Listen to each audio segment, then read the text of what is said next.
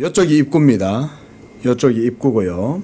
이쪽이 이제 뒤쪽인데, 여러분, 이게 방향이 지금 여기가 동쪽이에요. 이쪽이 서쪽이고 저기가 북쪽, 이렇게 이제 우리가 치면 정문이 어느 방향으로 가야 돼요?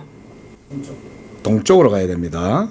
동쪽이 정문입니다. 요게 지금 그러니까 방향이 지금 이렇게 돼야 돼요. 우리 보통 이게 성막이면 보통 사람들이 이렇게 생각하죠. 이렇게 생각하는 경우들도 많아요. 왜냐하면 남쪽이 정문이어야 된다는 생각을 우리가 보통 우리나라는 양식 가옥 양식이 이렇게 남향을 좋아하니까 성막도 이렇게 해놓고는 이게 이제 이런 방향이 맞는 줄로 알지만 그렇지 않습니다.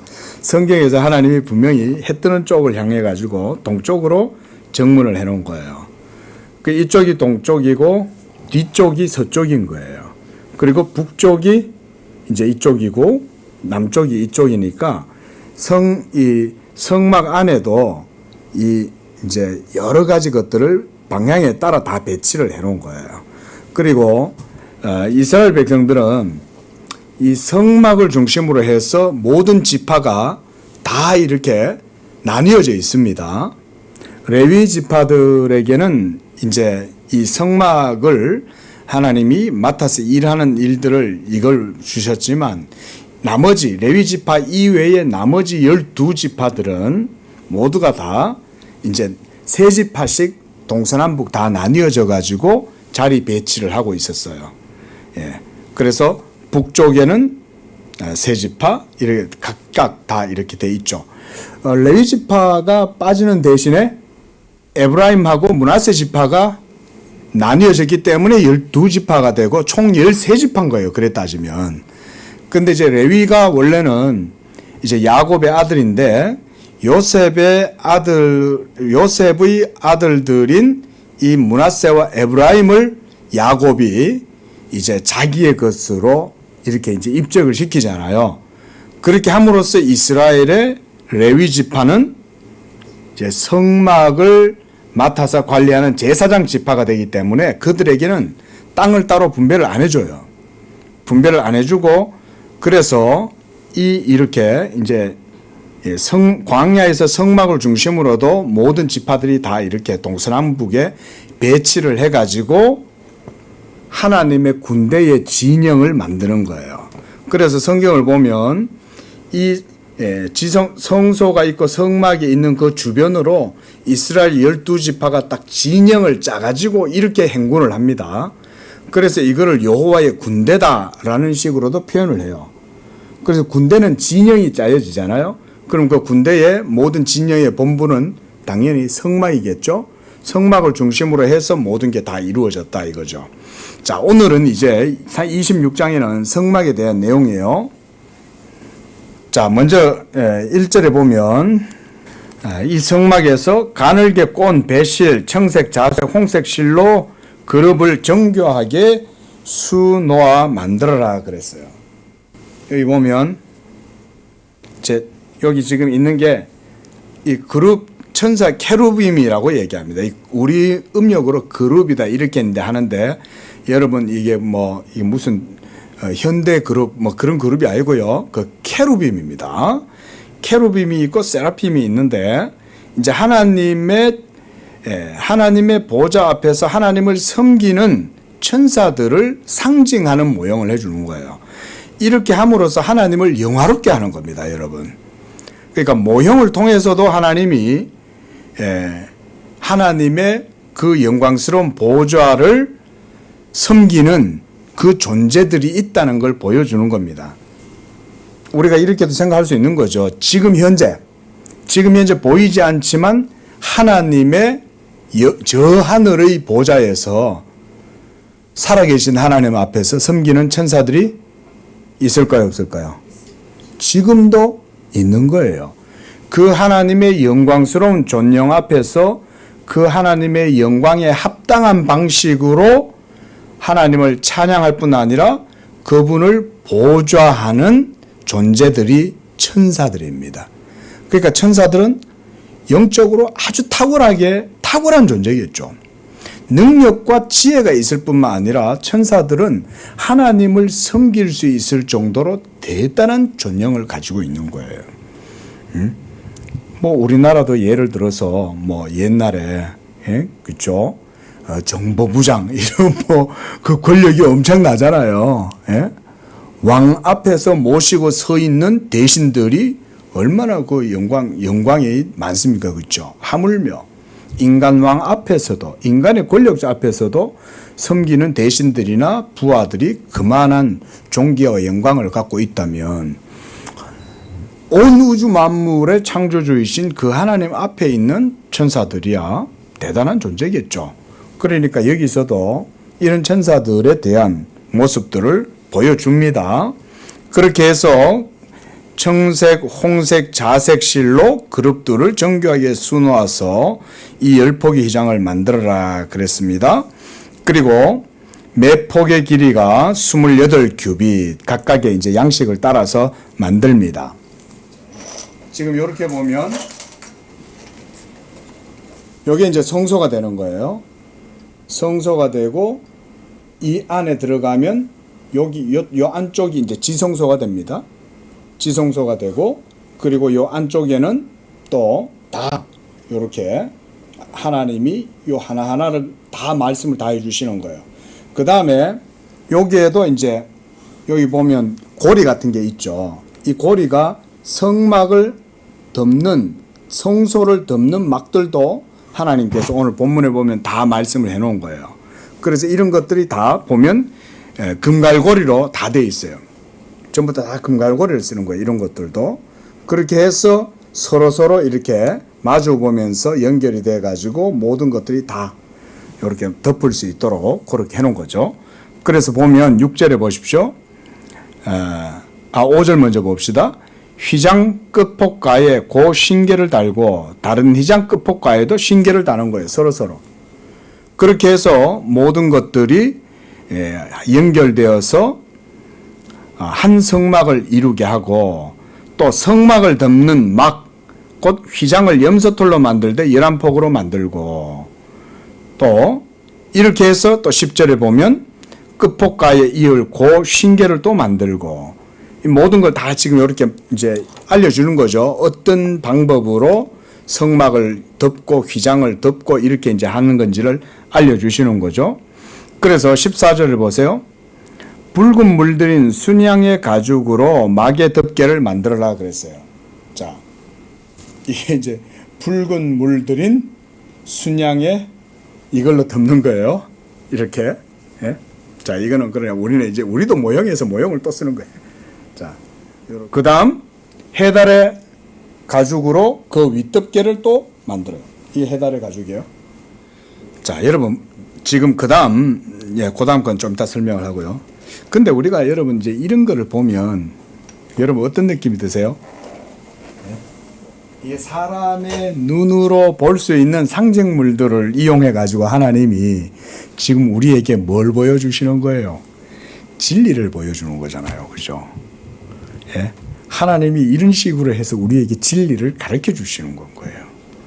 진리가 뭡니까? 예수 그리스도가 진리시죠. 그러니까 하나님이 그리스도의 진리를 이런 모형 상징물들을 통해 가지고 우리한테 만들어 가지고 보여주시는 거예요. 이런 게. 그래서 이 전체 성막이 우리에게 뭘 보여주냐? 먼저는 진리를 보여줌을 통해 가지고 이런 진리의 모형으로 우리가 하나님을 섬길 수 있도록 방법을 보여주는 거예요. 제가 방금 말씀드린 내용을 잘 생각하시기 바랍니다. 그래서 진리의 방식을 보여주고 하나님을 섬길 수 있도록 해주는 거예요. 우리는 보통 하나님이 이렇게 가르쳐주고 그 다음 그걸 배워서 그 진리대로 하나님을 섬긴다는 생각 잘 못하죠. 우리는 그저 정한수 뜯어놓고 하얀 소복 입고 지성이면 감천이다 이러고 섬기면 되는 거로 생각하잖아요. 천지신명님 이러면 그게 뭐 신을 섬기는 걸로 생각하지만 하나님은 그렇게 섬길 수 없다. 아무리 지성이 감천이어도 하나님은 거기에 반응 안 합니다. 여러분, 하나님은 딱 우리에게 자기를 섬길 수 있는 합당한 방식을 가르쳐 주는 거예요. 지금 이런 모형과 상징을 통해서 가르쳐 주시는 거예요. 진리를. 자, 그리고 이런 것들이 예표적인 상징물들이긴 하지만 이게 우리의 수준에 맞추어 주신다는 거예요. 이걸 우리가 신학에서는 모형 신학이다 이런 표현을 씁니다. 지금 현재 우리가 신학 책들 많잖아요. 그죠? 조직 신학도 있고 여러 가지 이제 신학 서적들이 있고 신학 지식이 있잖아요. 그 우리가 정통 신학이라 할지라도 그런 신학조차도 사실은 모형 신학이다 이렇게 말합니다. 우리가 하나님에 대해서 말을 하잖아요. 그죠? 교리도 우리의 언어로 교리의 체계를 갖죠. 그뿐 아니라 신학도 사람의 언어를 가지고 신학을 하죠. 뭐 헬라어든 히브리어든 라틴어든 간에 뭐 독일어든 무슨 뭐 네덜란드어든 간에 인간의 언어를 가지고 신학을 하고 그런 신학적 언어와 개념을 갖고 신학을 한단 말이에요. 그 사실은 그런 것도 누구한테 맞춰져 있어요? 우리한테 맞추어져서 주어진 거예요.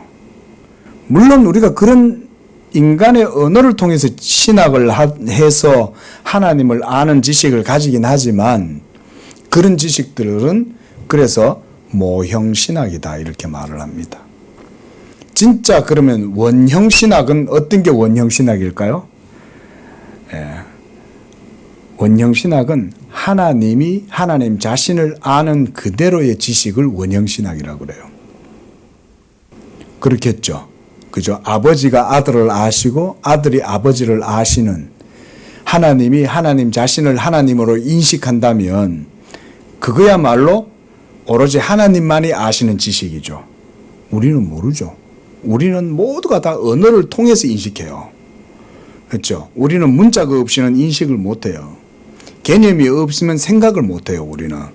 그래서 우리가 하나님이 성경을 주신 것도 이 성경이 물론 기록된 하나님의 계시의 말씀이긴 하지만 이거조차도 모형적 지식으로 주어진 거예요. 여러분. 그렇게 생각하셔야 됩니다.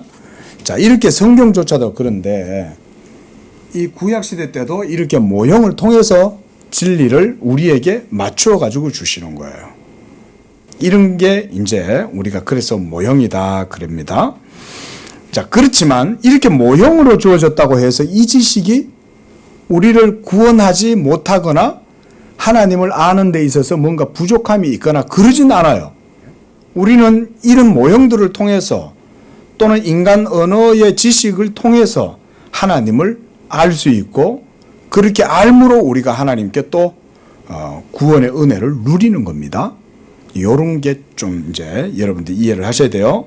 자, 그 다음에 이런 외형적인 상징들을 통해서 하나님이 이스라엘의 이러한 진리의 규범을 제시해 주셨다는 것을 우리가 이런 출애굽기 같은 걸 보시면 레위기나 이런 걸 보시면서 여러분이 이해를 하셔야 돼요. 그러므로 하나님께서 우리에게 이렇게 보여주시는 것 이런 것에 우리가 유의를 해야 돼요. 아, 그게 뭘 의미하는 거지? 뭘 상징하는 걸까?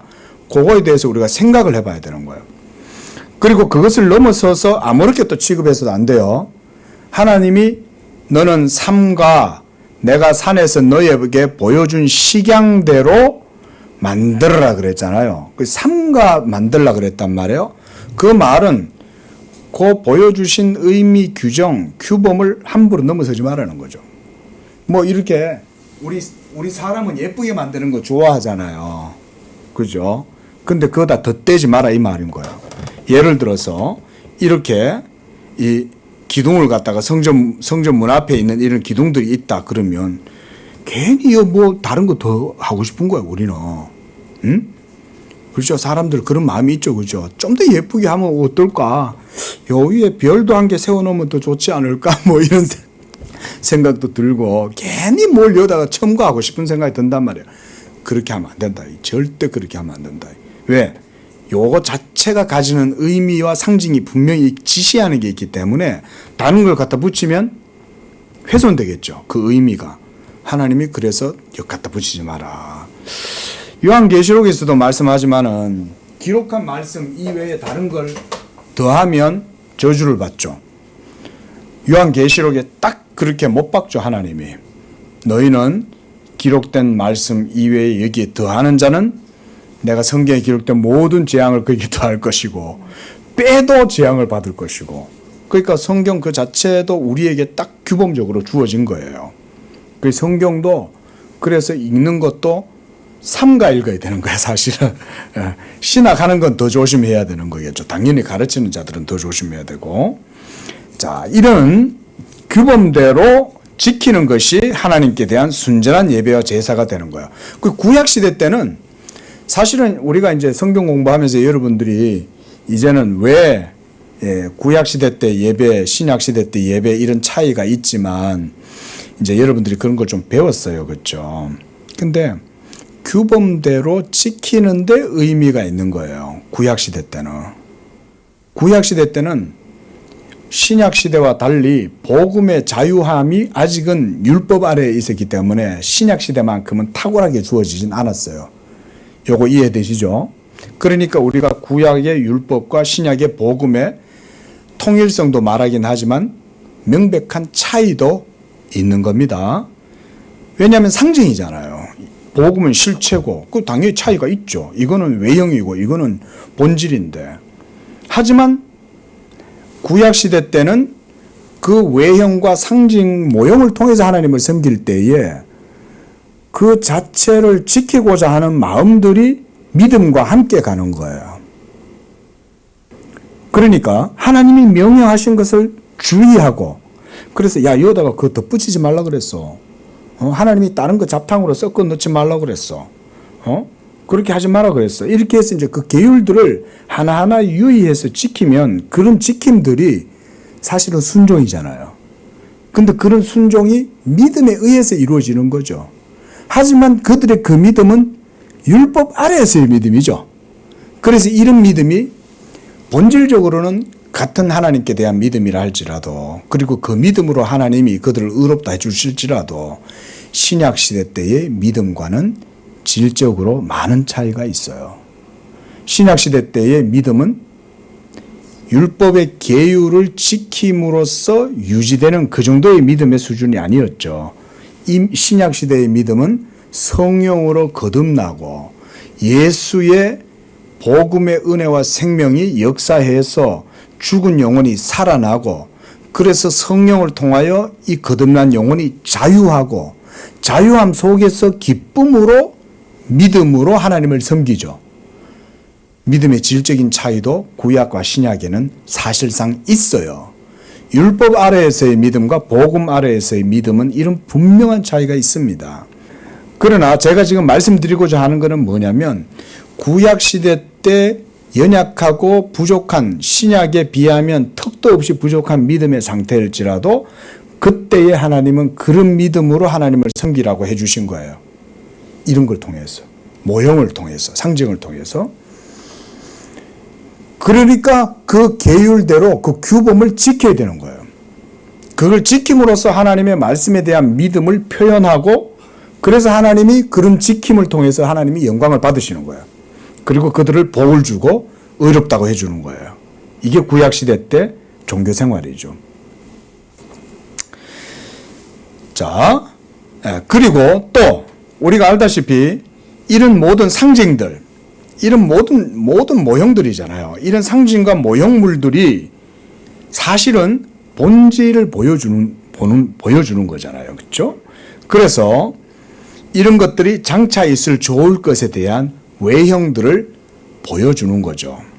그 바로 뭐냐면 그리스도의 이 전체가 다 그리스도의 몸으로부터 주어지는 모든 영적인 신령한 은사들을 보여주는 거예요. 성막이.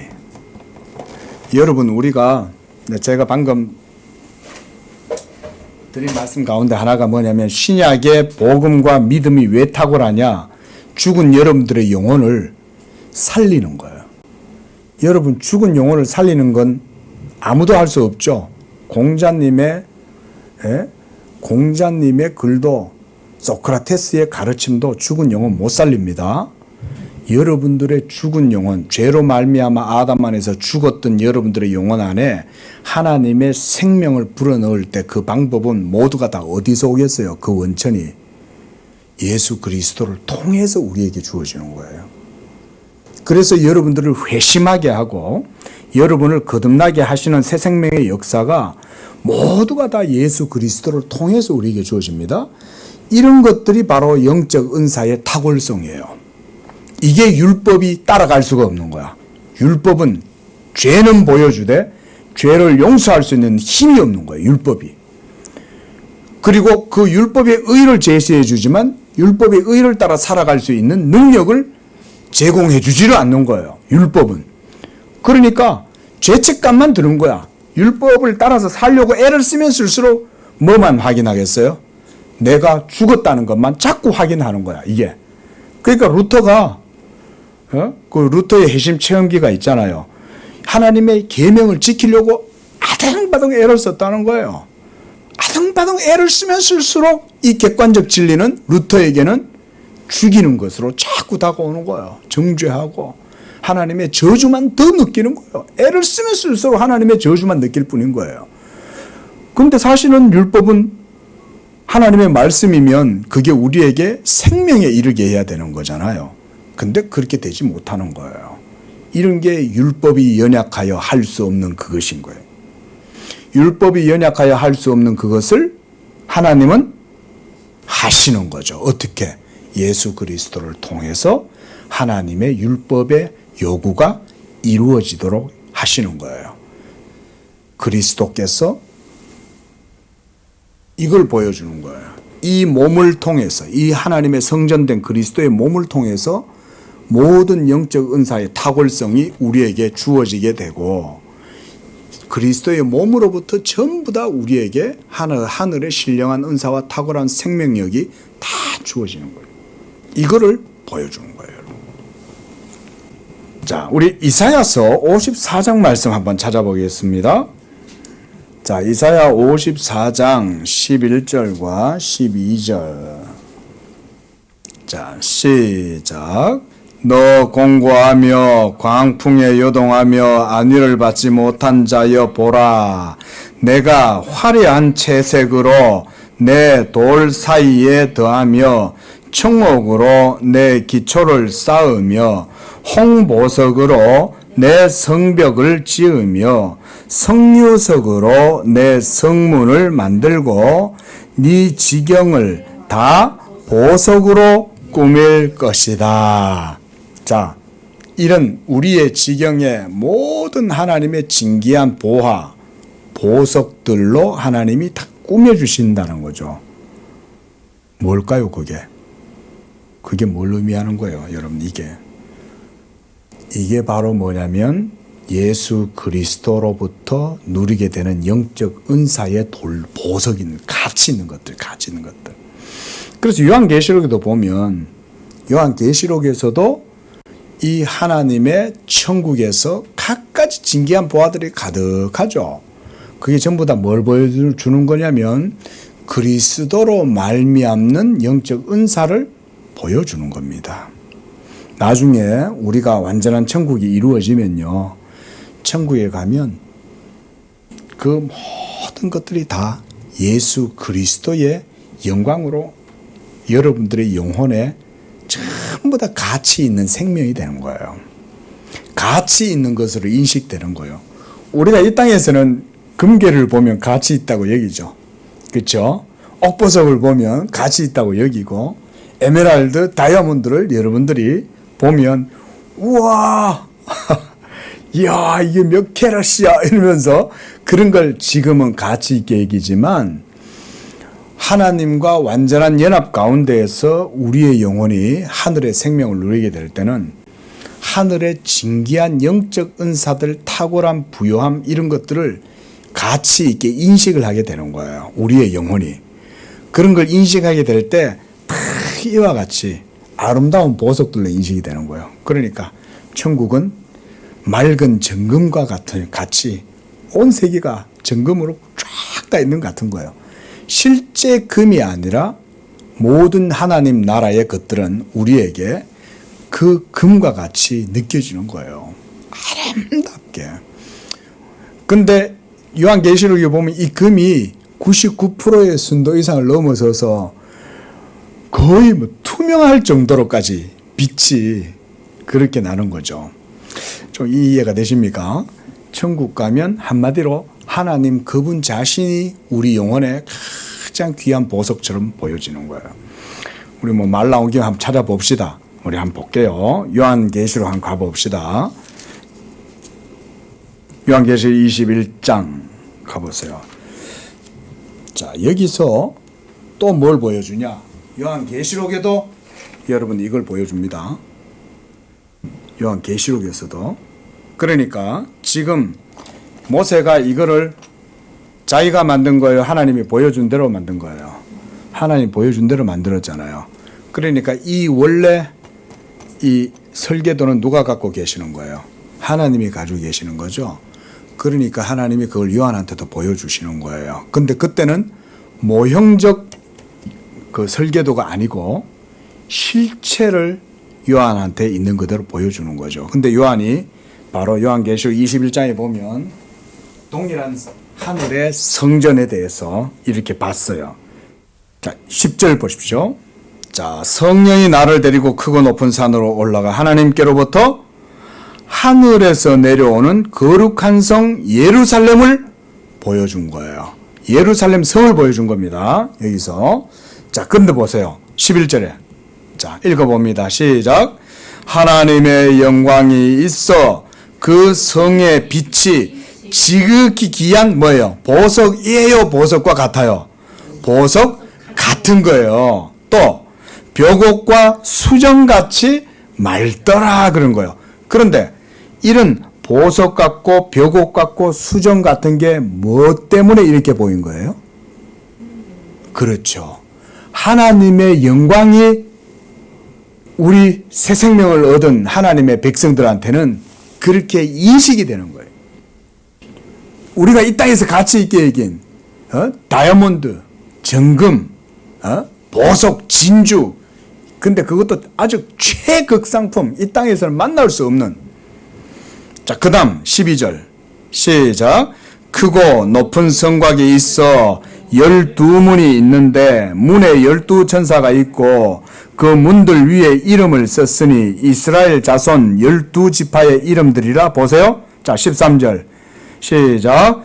동쪽에 세 문, 북쪽에 세 문, 남쪽에 세 문, 서쪽에 세 문. 이거 어때요? 아까 제가 말씀드렸죠.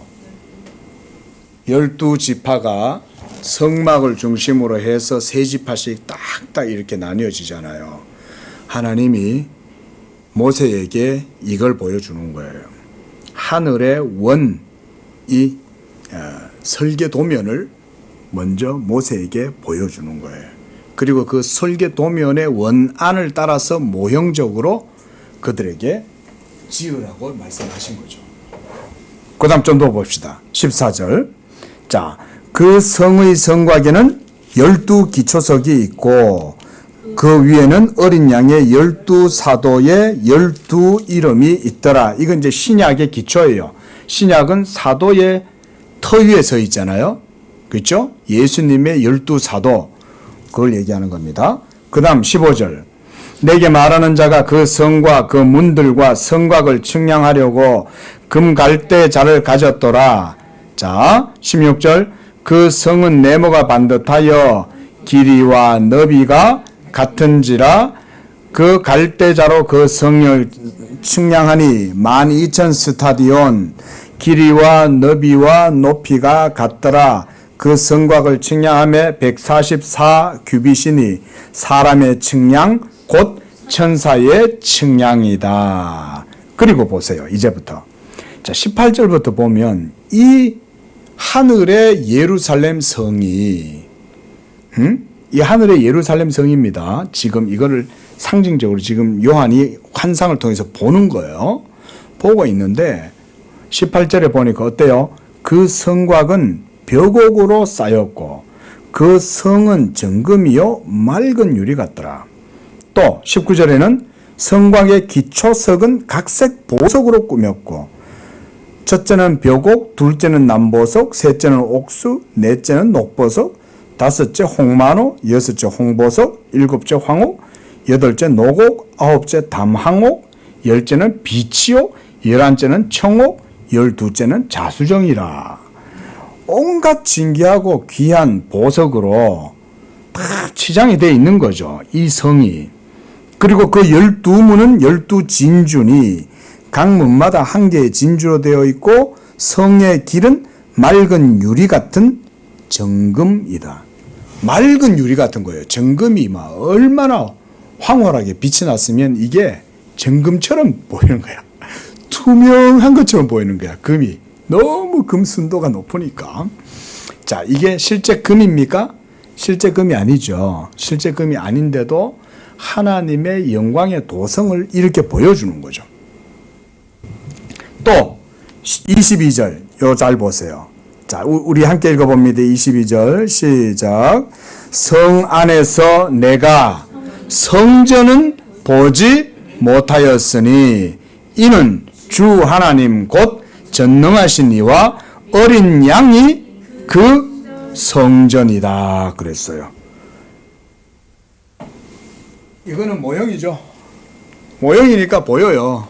만질 수도 있고. 그런데 실체는 보이지 않는 거죠. 만져질 수 없는 거예요. 왜? 하나님 자신이 바로 성막 자신이니까 만지거나 보이지가 않는 거예요. 근데 보이지 않는데 그 영광이 예루살렘 성에 가득한 거죠. 자, 원래 예루살렘 성은 어디 있습니까? 지금 팔레스타인에 있고, 그쵸? 그 예루살렘 성 안에 성전이 있었죠. 다윗의 성전이 그 안에, 솔로몬 성전이 그 안에 있었잖아요.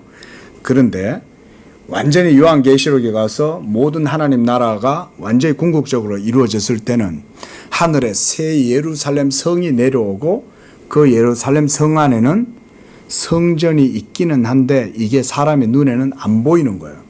왜? 하나님 자신이 성전 자체시니까. 이거는 그러니까 그리스도의 성전된 몸을 상징적으로 보여주는 거죠. 그리고 그 성전이 진리로 말미암아 이루어진다는 걸 보여주기 위해서 하나님이 삼가 명령대로 해라는 거예요. 진리를 거슬르거나 거기다 덧 갖다 붙이거나 빼지 말아요. 딱 보여준 대로만 해라. 이게 요한계시록에도 그대로 있는 거예요, 여러분. 다른 내용들은 다 그런 내용이고요. 자, 제가 말씀드린 대로 우리가 오늘 이 성막을 통해서는 하나하나 지금 다 살펴보지 못하겠지만 그리스도의 몸된 교회가 이런 하늘의 완전한 영광을 가지게 될 것을 성막을 통해서 보여주는 거예요. 그리고 우리는 방금 요한계시록에서 그걸 확인했어요. 그렇죠? 요한계시록에서는 이 성전의 실체는 바로 하나님과 및 그리스도 자신이 성전인 거예요. 그리고 우리와 연합되어져 있죠. 그러니까 사실은 우리가 성전이에요. 우리가 성전이고 이미 그리스도와 연합된 상태에서 우리는 사실은 하나님의 성전으로 구성되어져 있는 거죠. 이게. 자, 그래서 이런 그리스도의 모든 부요와 아름다움으로 치장되는 성막을 우리는 하나님의 형상으로 만드시는 이 가르침과 관련되어 있다는 걸 알아야 돼요. 이게 성막론이에요. 나중에 언제 한번 딱 여유가 돼서 기회를 잡아서 우리가 한번 실제 크기로 만들어 놓은 성막 박물관 이런 데 있대요. 한번 찾아가서 직접 한번 그 크기 요런 거 말고 예? 진짜 그 크기로 만들어 놓은 데를 가서 우리가 한번 좀 보면 좋을 것 같아요. 자, 그래서 이런 모든 성막의 내용들, 상징적인 기구들은 영적인 안목으로 볼 때 우리가 이해를 할 수가 있습니다. 자, 다른 내용은 앞서서도 말씀을 드렸고요. 하나님께서 우리의 육적인 의식과 수준에 맞춰 갖고 제시해 주셨다는 거, 여러분 이것도 기억하셔야 됩니다. 모형적 지식이다 그랬습니다. 자, 그 나머지 내용들은 우리가 구체적으로 많이 안 봐도 될 것 같고, 자, 저 뒤로 가서 33절 한번 보십시오. 그 33절까지 안에 있는 내용들은요, 여기에 지금 제가 요런 고리들 보이시죠? 그죠? 요 성막 주변에 있는 이런 모든 판들도 이 판으로 다 세워져 있거든요.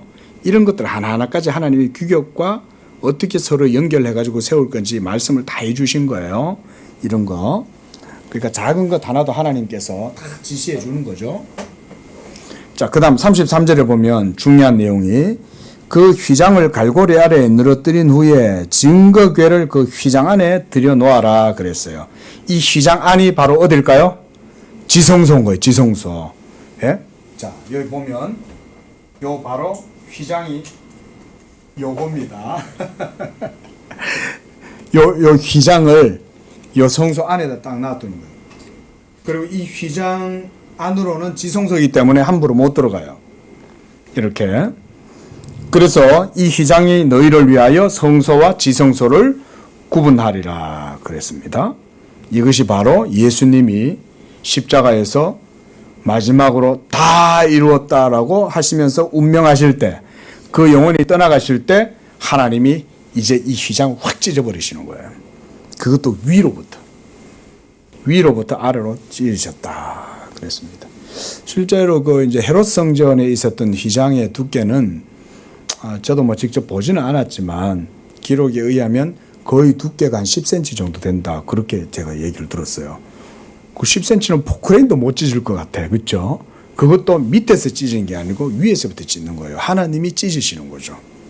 위에서부터, 성경에 보면 위에서부터 아래로 이렇게 찢어졌다 그랬거든요.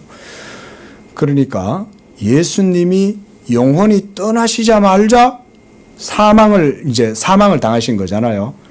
그때 휘장이 찢어졌다는 게 중요한 거죠. 뭘 보여주는 겁니까? 성막의 모든 기능과 유효성이 그때에서야 이제 끝이 났다는 거죠. 하나님은 더 이상 성막을 통해서 자기를 나타내시지 않는 거죠. 그리스도의 찢어진 몸을 통해서 우리가 이제는 하나님의 보좌 앞으로 담대하게 나아갈 수 있게 되는 거죠. 그러니까 지성소와 성소의 구별이 없어져 버리니까 그 모든 것들이 이제 다 아무런 효력이 없죠. 하나님이 찢어버리신 거 아니에요. 그 다음 34절 지성소 안에 이제 이 증거궤, 자, 요 증거궤, 그 다음 속죄소 요 위에 딱 요렇게 있죠. 그래서 속죄소를 두고 그 휘장 바깥 북쪽이죠. 북쪽이면 어느 쪽입니까? 요쪽이죠. 그렇죠? 여기가 동쪽이니까 여기가 북쪽. 북쪽에 이제 상을 놓고 남쪽에는 등잔대를 놓고 또 상과 마주하게 하고 또 36절 청색, 자색, 홍색 실과 가늘게 꼰 배실로 수를 놓아 짜서 성막문을 위하여 휘장을 만들고 그 휘장문을 위하여 기둥 5을 조각목으로 만들어 금으로 싸고 그 갈고리도 금으로 만들고 그 기둥을 위하여 받침 5개를 로스로 부어 만들어라 그랬습니다. 자, 이런 것들이 모두가 다 그리스도의 몸을 보여주는 거다. 우리가 요한복음 2장 19절에 보면 예수님이 막 성전에 있는 그 장사하는 사람들을 다 내쫓으고 난 다음에 성전된 자기 몸을 세우신다 이렇게 말씀하잖아요. 너희가 이 성전을 헐어라. 그러면 내가 사흘 만에 세우리라 말씀하셨죠. 그 사흘이란 그리스도의 부활을 말씀하는 거죠. 십자가에서 자기의 몸을 하나님께 드리심으로써 모든 구속을 이룬 다음 사흘 만에 부활하시자 하나님의 이 성전이 이루어지게 된다는 걸 보여주는 거죠. 이렇게. 자, 이렇게 우리가 우리 26장의 내용들은 이런 중심된 내용들로 이해를 하시면 되겠습니다. 기도하겠습니다. 자비로우신 하나님 아버지, 우리를 위하여 하나님의 아들을 이 땅에 보내시고 그 하나님의 아들을 이 땅에 보내시기 전에 오랜 세월 동안 하나님께서는 이 몸을 위하여 여러 모든 구약의 역사와 섭리 가운데 준비해 오셨습니다. 그리고 때가 되자 아들이 오셔서 자기 육체로서 이 모든 하나님의 율법과 선지자들의 증거를 모두 이루시고 그 몸으로 율법의 마침이 되심으로 이제 우리를 위한 의가 되어 주셨습니다. 이와 같이 우리를 위한 구속을 위하여 성막도 하나님이 직접 우리에게 제시해 주시고 이 성막을 통하여 하늘의 진리를 배우게 하시고 무엇보다 그 진리로 말미암아 하나님과 온전한 관계를 유지할 수 있도록 은혜를 베풀어 주셨나이다. 그 하나님을 찬양하며 무엇보다 신약의 시대를 살아가는 우리 양재교회 성도들은 이제 그보다 더 나은 복음의 진리를 통하여 하나님을 섬기게 되었사오니 우리가 이 복음의 깊은 진리를 더욱 깊이 배우고 그 가운데 하나님을 더욱 온전한 모습으로 섬기고 예배하면서 영광을 돌리는 그런 복된 믿음이 되는 우리 모든 성도들 되게 도와주시옵소서. 예수님의 이름으로 기도합니다. 아멘.